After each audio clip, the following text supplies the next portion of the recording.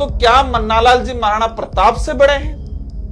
महाराणा प्रताप की तौहीन हो रही है तो भाजपा का एक नेता नहीं बोल रहा है। भाजपा का विरोध या मन्नालाल जी का विरोध तो राम का विरोध कर रहे हो तुम। इनका कुछ पार्टी के कमेंट का विरोध करेंगे, कहेंगे तुम तो राष्ट्रद्रोही हो। मतलब भाजपा के नेता भगवान से बड़े हैं, देश से बड़े हैं, तो महाराणा प्रताप जी को कहां सम्मान देंगे ये लोग।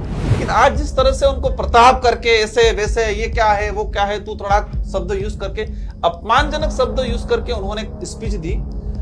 और आज मैंने तुम बोला तमे कीजू, उसको उन्होंने माहौल बना दिया कि राजकुमार अपमानित कर रहा है। तो क्या मन्नालाल जी महाराणा प्रताप से बड़े हैं?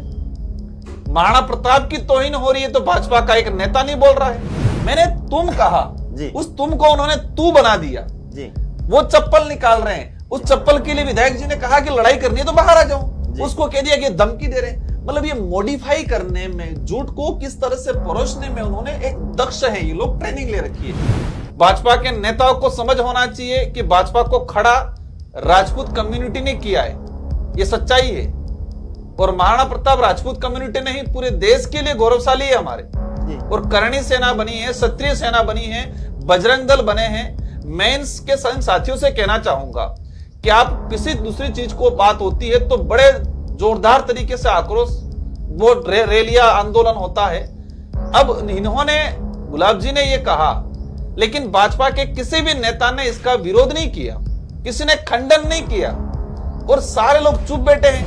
हमारे बड़े बुजुर्ग कहते थे जी कि जो बड़बोला व्यक्ति होता है या मानसिक संतुलन जो खो बैठता है, उसको लोकल भाषा में कई अड़के जा कुतरा हमें सीढ़ी रहो, मतलब जो आपा खो बैठता है उससे बहस करना मूर्खता है जी। मतलब अगर कोई व्यक्ति बिना तर्क की अगर चर्चा करे, बेवजह लड़ाई का कारण पैदा करे, तो ऐसे लोगों से दूर रहना ही उचित है। ये हमारे पूर्वजों ने, बाबा डुकरों ने, हमारे बाप दादों ने कहा, तो उसका अनुसरण हम लोग कि तेरी नींदों में मैं, तेरे ख्वाबों में मैं तेरे नस नस में खौफ का मंजर बन के छाया रहता हूं जी। तू उस जुल्म का भी इंजाम मुझ पे डाल लेता है जी, जिस जुल्म से मेरा दूर दूर तक कोई सरोकार नहीं जी। मैं हमेशा प्रयास करता हूं उनके जो आरोप है उनसे अनभिज्ञ रहने का,